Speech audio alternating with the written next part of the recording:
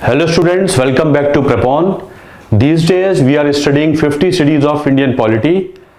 Fundamental rights तक हम complete कर चुके हैं और मैंने एक रिवीजन भी कराया है जिसमें बहुत सारे क्वेश्चंस आपको कराए हैं. Hope you are getting these fundamentals of Indian polity through these lectures. These are very useful for you. Basics समझने के लिए ये लेक्चर्स बहुत सफिशिएंट हैं. बहुत गहराई में हम नहीं जाते हैं. इसका जो मेंस ओरिएंटेशन है वो हम नहीं लेते हैं. बहुत बेसिक पॉलिटी की बात इन लेक्चर्स में मैं करता हूँ. चलिए फिर अगले लेक्चर में हमने शुरू किया, फंडामेंटल राइट्स खत्म हुआ. We started directive principles of state policy, part 4th of the constitution. In the last lecture I started part 4th of the constitution, that is directive principles of state policy. Directive principles of state policy मैंने define किया, आपको ये बताया कि ये article 36 से 51 तक हुआ करते हैं क्योंकि आर्टिकल 35 तक फंडामेंटल राइट्स है. इन the last lecture I also told you these have been taken from Ireland, from the Irish constitution. I also told you these were part of Government of India 1935, but there these were called as instrument of instructions, and you should remember that fundamental rights were not mentioned in Government of India Act 1935. DPSP क्या होते हैं मैंने आपको बताया. DPSP वो instructions हैं constitution maker, policy makers को. किनको? पॉलिसी मेकर्स को. पॉलिसी मेकर कौन है? स्टेट ऑफ से संबंधित जितनी एजेंसीज हैं ये पॉलिसी मेकर्स हैं. अगर ये इन प्रिंसिपल्स को फॉलो करेंगे पॉलिसी बनाने में तो होगा लोगों का वेलफेयर. फिर मैंने आपको बताया अगर किसी भी कौन सा पार्ट है संविधान का जो इंडिया को एक वेलफेयर स्टेट बनाता है, आप बिल्कुल बोल सकते हैं कि it is part 4th of the constitution which intends to make India welfare state. दो इंपॉर्टेंट कैरेक्टरिस्टिक्स बताई मैंने आपको कि एक तो ये नॉन एनफोर्सेबल है in the court of law. मतलब अगर ये सरकारें, स्टेट इनको अप्लाई ना करे, at least you can not be heard in the court of law. You can not be heard in the court of law. और साथ में ये भी बताया आपको कि ये फंडामेंटल हैं इन the governance of the country. ये इनका कैरेक्टर है जो शुरू में ही पार्ट में बता दिया गया है कि डीपीएसपी को पढ़ने से पहले जान लीजिए कि एक तो ये नीति निर्देश है पॉलिसी मेकर्स के लिए, बट हाँ ये नॉन एनफोर्सेबल हैं. आप कोर्ट में जाके इनको लागू नहीं करा सकते. कहने का मतलब है अगर सरकारें इनको अप्लाई ना करें पॉलिसी मेकिंग में तो आप कम से कम कोर्ट की मदद नहीं ले सकते. ऐसा क्यों है? ऐसा इसलिए है कि इनका इम्प्लीमेंटेशन समय के साथ हो सकता है क्योंकि ये संसाधनों पर डिपेंडेंट हैं. अगर ये लिख दिया जाए कि सबको नौकरी दे दी जाए, सबको फूड दे दिया जाए, सबको हेल्थ दे दी जाए, गारंटी के तौर पे दे दी जाए, ये संसाधनों पर डिपेंडेंट है, टाइम डिपेंडेंट है. इसलिए इनका इम्प्लीमेंटेशन फंडामेंटल राइट नहीं बनाया गया, इसलिए नॉन एनफोर्सेबल है ये. इसलिए इनके खिलाफ रिट जारी नहीं हो सकती. आप कोर्ट में इनके लिए नहीं जा सकते. लेकिन they are not implement, they can not be fought for. The implementation cannot be fought for in the court of law, yet their implementation can be fought for in the court of people. Court of law में तो नहीं लड़ सकते इनके लिए, but court of people में लड़ सकते हैं. कहने का मतलब है since we follow electoral democracy, if the policy makers, that is the leaders you have elected, do not do your welfare, obviously you can ask them what have you done for me. I will not be going to vote for you in the upcoming elections. Hence it is said they are not enforceable in the court of law, yet they are very much enforceable in the court of people. Elections में आप पूछ सकते हैं अपने representative से क्या किया है आपने मेरे लिए, क्या पार्ट 4th इम्प्लीमेंट हुआ है. इसीलिए they are very fundamental in the governance of the country. ये मैंने आपको बताया आर्टिकल 37 के बारे में जो इसका कैरेक्टर बताता है. आर्टिकल 37 याद ना हो लेकिन इसका कैरेक्टर याद होना जरूरी है.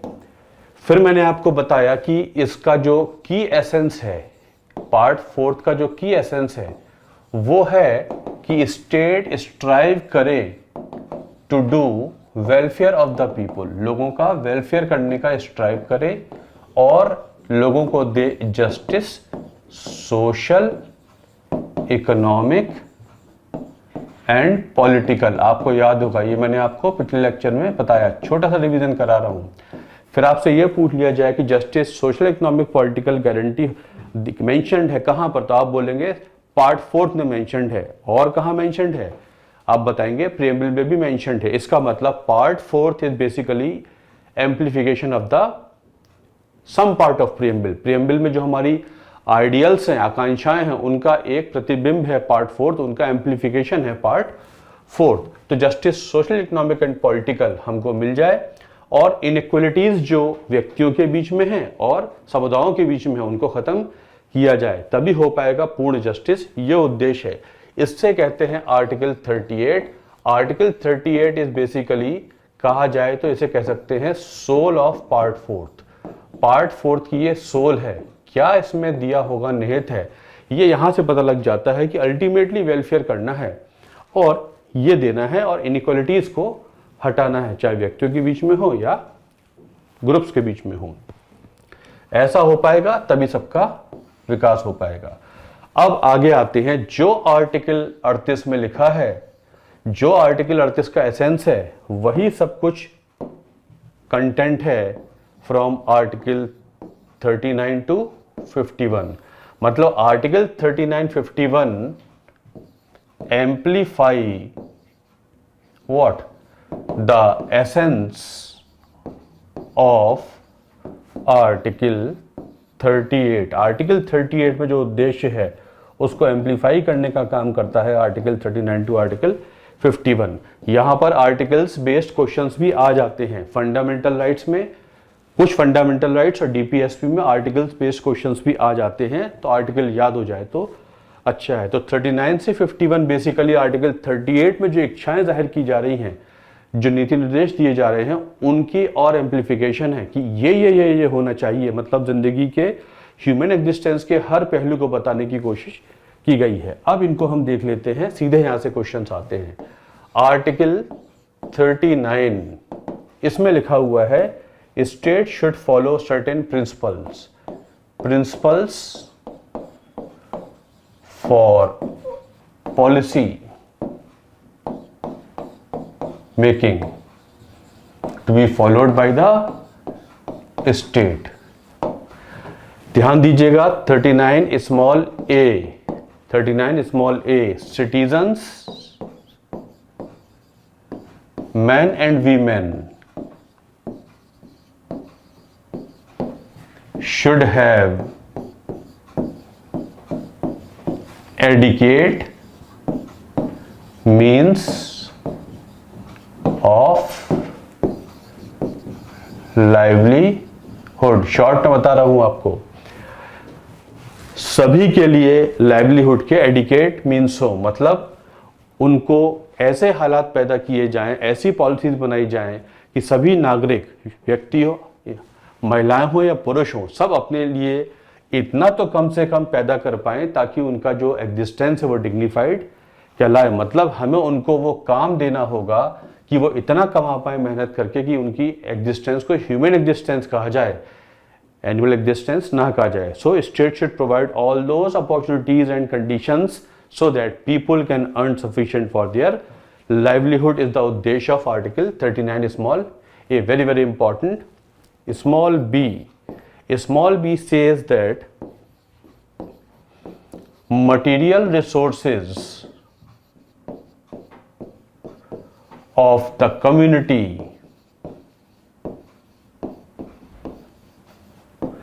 जो देश के संसाधन हैं, भौतिक संसाधन हैं, उनका इस्तेमाल हो इस तरीके से ताकि उससे निकल कर आए कॉमन गुड। जितने देश के भौतिक संसाधन हैं उनका इस्तेमाल इस तरीके से हो कि उनके इस्तेमाल से कॉमन गुड हो, चाहे वो माइनिंग हो या नदियां हो या पदार्थ हो या खनिज पदार्थ हो या कुछ भी हो। देश में पैदा होने वाले मटेरियल रिसोर्सेज, मतलब वो चीज़ें जो वेल्थ क्रिएट कर सकती हैं, उनका इस्तेमाल ऐसे हो कि उनके इस्तेमाल से निकलने वाला फ़ायदा ज़्यादातर लोगों को पहुँचे। कॉमन गुड होना चाहिए। ऐसा ना हो कि देश की 2G वेव्स कुछ ही कंपनियों को दे दी जाएं। 2G का ऑप्शन ऐसे होना चाहिए कि सभी कंपनियां सभी क्षेत्रों में 2G का वेव्स का पेनिट्रेशन हो सके। और जब ऐसा नहीं किया गया था तो 2G स्कैम हुआ था, उसको कैंसिल किया गया, 122 लाइसेंसेस कैंसिल किए सुप्रीम कोर्ट ने। और फिर सुप्रीम कोर्ट ने हवाला दिया क्योंकि मटेरियल रिसोर्सेज जो हैं देश के वो स्टेट के पास हैं। किस तौर पे?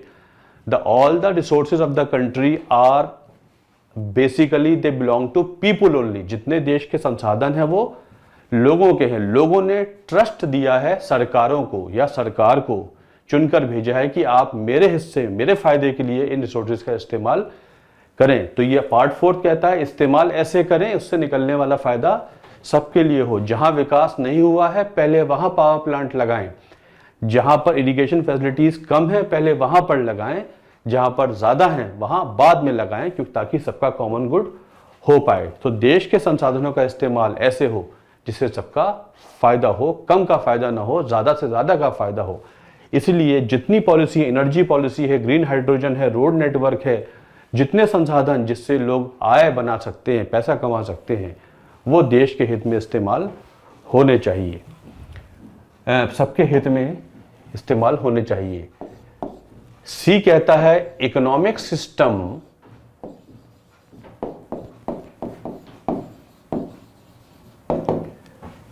should be such that is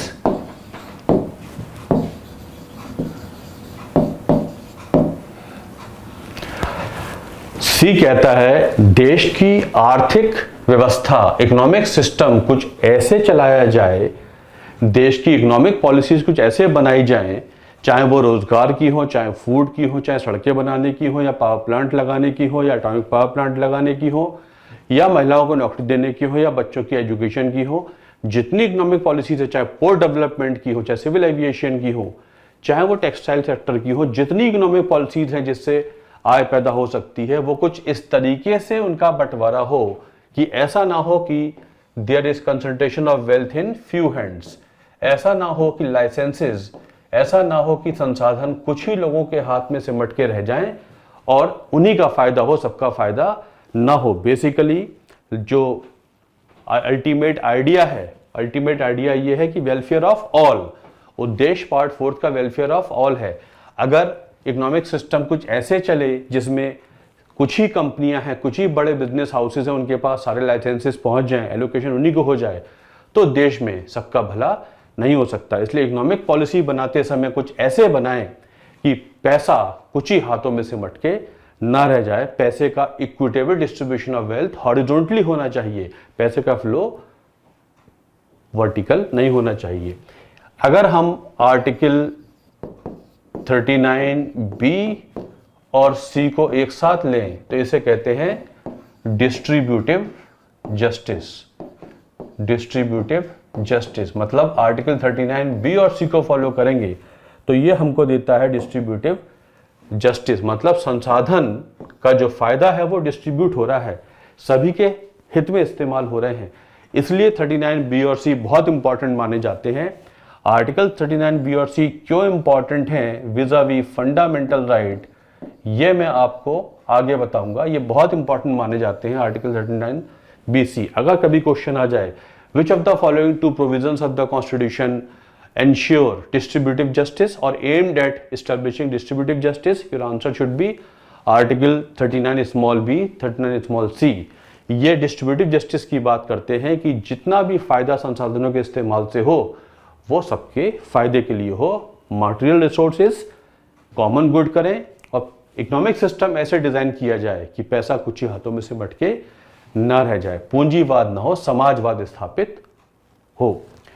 ये सी है। डी आर्टिकल या प्रोविजन 39D ये कहता है कि there shall be equal pay for equal work, equal pay for equal work,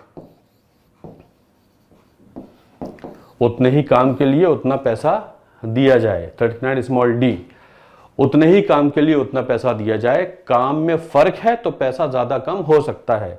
उस नेचर ऑफ वर्क के लिए जिसके लिए, उस नेचर ऑफ वर्क के लिए सभी को, चाहे वो मैन हो या वोमेन हो, समान पैसा मिलेगा। ऐसा नहीं है कि उस काम के लिए जो मेल हैं उनको ज़्यादा पैसा मिलेगा, जो फीमेल हैं उनको कम पैसा मिलेगा।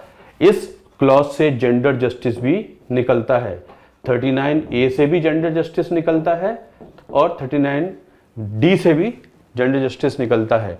और अभी कल हिमाचल प्रदेश के हाई कोर्ट ने बोला है कि it is equal pay and equal work should be is equivalent to fundamental right. ये फंडामेंटल राइट जैसा है।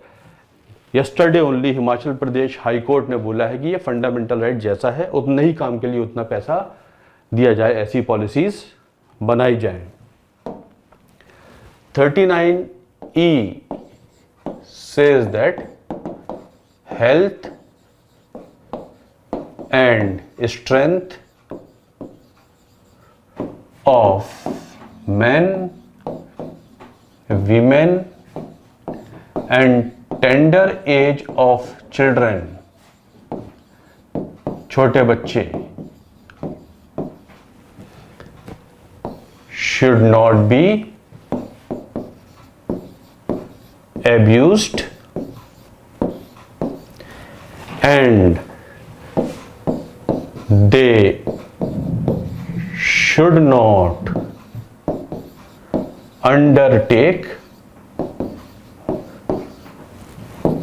economic activities unsuitable to their age। देखिए बहुत इंपॉर्टेंट है ये।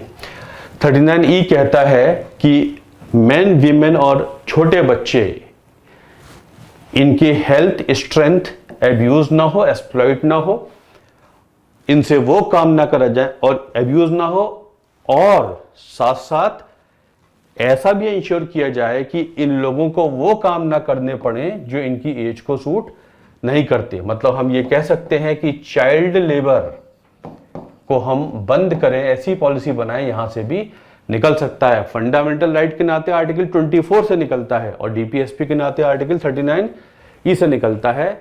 महिलाओं को वो काम ना दिया जाए जो उनकी बायोलॉजिकल स्ट्रेंथ के अगेंस्ट हो, उनको उनके हिसाब से काम दिया जाए। मतलब मजबूरी में इनको ऐसे काम ना करने पड़े जो इनकी एज के लिए सूटेबल नहीं है। अगर हमारे घर के बड़े बुजुर्ग, हमारी सोसाइटी के बड़े बुजुर्ग बहुत बड़े भारी भारी बोझा ढोने का काम करेंगे जो उनकी एज के लिए सूटेबल नहीं है, इसका मतलब स्टेट राइट पॉलिसी बनाने में फेल हो रही है। इसलिए इनकी हेल्थ और स्ट्रेंथ का मिसयूज ना हो, इन्हें वही काम दिया जाए, पॉलिसी ऐसी बनाई जाए कि ये वो काम कर पाए जो इनकी एज के लिए सूटेबल होना चाहिए।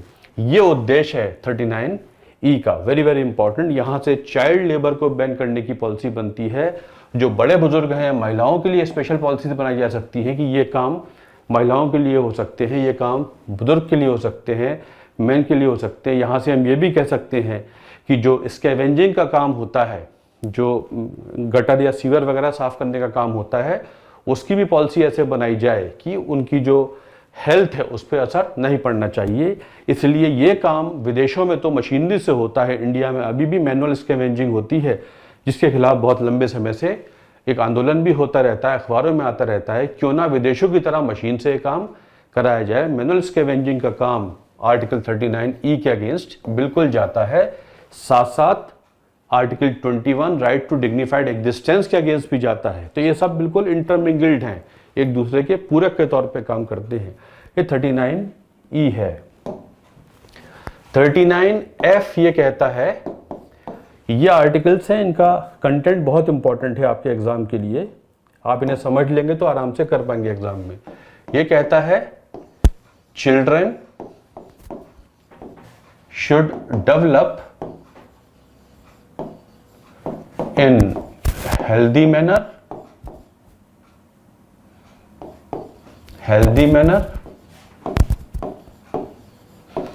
and in conditions of freedom and dignity। ये बच्चों को समर्पित है provision, dignity, and they should be protected against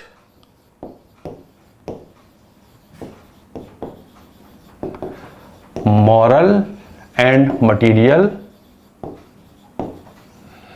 abandonment, exploitation.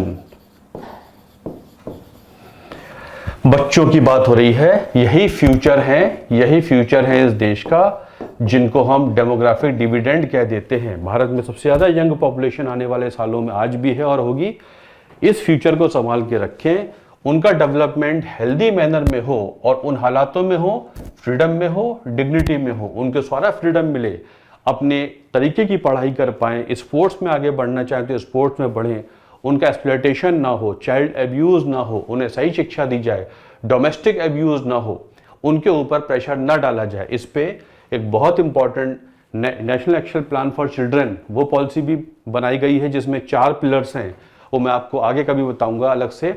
तो बच्चों का विकास इस तरीके से हो कि वो एक फुल्ली फंक्शनल डिग्निफाइड इंडिविजुअल बन के निकलें, और ऐसा ना हो, उनको प्रोटेक्ट किया जाए ताकि वो अपने मटेरियल और मॉरल अबेंडनमेंट ना हो जाए। मतलब ऐसा ना हो कि उनका विकास होते समय उनको इथिकल टीचिंग्स ना दे पाए, उनका विकास इस तरीके से ना हो पाए कि वो कुछ ऐसे कामों में पड़ जाएं जो उनके लिए सही नहीं है, जो समाज के लिए भी सही नहीं है। ये उद्देश्य है 39F का।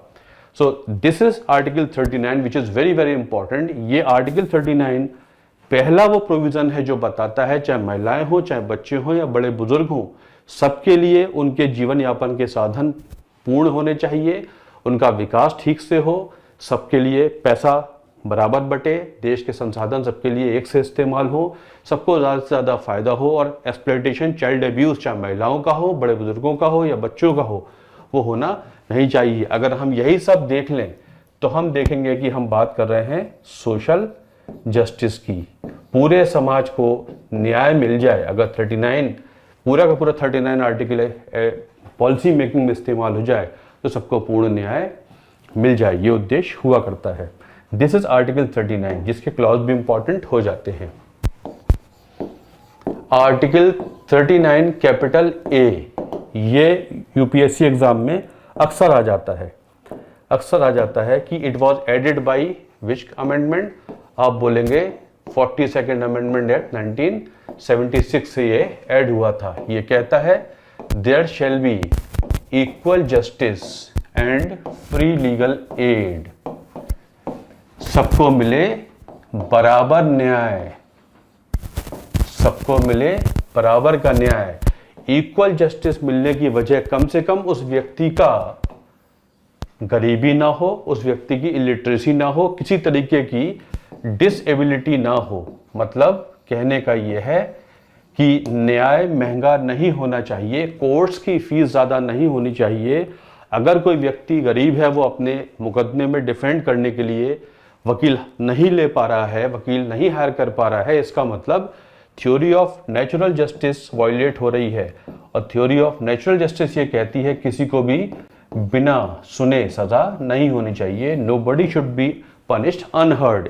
तो वहां से भी इसे निकाल सकते हैं हम, जो हमने मेनका गांधी केस में डिस्कस किया था आर्टिकल 21 में। तो इक्वल जस्टिस देने के लिए अगर सरकारों को फ्री लीगल एड के मैकेनिज्म बनाने पड़े तो वो भी बनाने चाहिए। इसलिए सरकार की जिम्मेदारी बन जाती है कि यदि जो गरीब हैं, पिछड़े हैं, पीछे हैं, डेवलपमेंट नहीं है, उनके पास संसाधन नहीं है कि वो अपने आप को डिफेंड कर पाएं, तो उनको सरकारों की तरफ से भी लीगल एड देनी पड़े तो देनी चाहिए। इसीलिए लीगल सर्विसेज अथॉरिटीज एक्ट पास किया गया है, लीगल सर्विसेज अथॉरिटीज एक्ट पास किया गया है। ये जो एक्ट है 1987 में पास हुआ है, इस एक्ट में जो हर district legal services authority state पे भी है, सेंटर के लेवल पर भी है, ये हुआ करती है, तालुका लेवल पर भी है, ये होती है। यहाँ आप एप्लीकेशन देंगे और आप ये बताएंगे कि मैं क्वालिफाई करता हूँ कि मुझको फ्री लीगल एड मिले, तो आपको सरकार की तरफ से फ्री लीगल एड दी जाएगी ताकि कोर्ट में आप अपने आप को डिफेंड कर पाएं। सबको मिले बराबर न्याय, और बराबर न्याय मिलने की वजह कम से कम व्यक्ति की कोई डिसेबिलिटी ना हो। उसके खिलाफ एविडेंसेस हैं, वो सब हो सकता है, लेकिन उसे रिप्रेजेंट करने के लिए वकील या तो वो खुद करे, नहीं है तो सरकार मुहैया कराएगी। इसलिए बहुत सारे मैकेनिज्म बना दिए गए हैं। न्याय मित्र की स्कीम 2017 में शुरू हुई है, टेलीलॉ की स्कीम 2017 में शुरू हुई है, प्रो बोनो पब्लिको, है ना, ये एक स्कीम है मिनिस्ट्री ऑफ लॉ की। प्रो बोनो पब्लिको, टेलीलॉ, न्याय मित्र, ये सारी वो स्कीम है जो आपको हेल्प करेंगे यदि आपको न्याय नहीं मिलता है। तो आर्टिकल न्याय बराबर का न्याय नहीं मिलता है। आर्टिकल 39 स्मॉल ए फिर व्यक्ति को न्याय की तरफ ले जाता है और कहता है कि उनको डेवलप किया जाए, या तो वो खुद इस काबिल हो कि उन्हें न्याय मिले यदि अन्याय उनके साथ हो रहा है, नहीं तो फिर सरकार की तरफ से लीगल एड दी जाए ताकि वो अपने आप को डिफेंड कर पाए। मतलब आर्टिकल 39 में हर तरीके के न्याय की बात की गई है, उसी से एक लीगल जस्टिस के न्याय की बात भी कर दी गई है। मतलब लीगल सिस्टम हमारे कंट्री का ऐसे ऑपरेट करे ताकि सबको मिले इक्वल जस्टिस, और अगर जरूरत पड़े तो फ्री लीगल एड भी देनी चाहिए। ये एक और एस्पेक्ट हो गई जस्टिस की, वो तो सोशियो इकोनॉमिक जस्टिस की बात हो गई। यहाँ पर लीगल जस्टिस भी नहीं मिलेगा तो शायद मेरे सोशियो इकोनॉमिक जस्टिस भी नहीं मिल पाएगा। इसलिए मुझे अपने अधिकारों के लिए और किसी भी चीज के लिए लड़ने का पूरा अधिकार है, कोर्ट में रिप्रेजेंट होने का अधिकार है। इसे कहते हैं 39 small A, added by 42nd amendment act 1976 during emergency period. So this is another video lecture on TPSP. I hope आप समझ रहे होंगे। इसका उद्देश्य समझ लीजिए, जितने इंटरप्रिटेशन में बता रहा हूं समझ लीजिए, आपके एग्जाम में बहुत काम आने वाले हैं। चलिए, thanks a lot for watching this video. Thank you.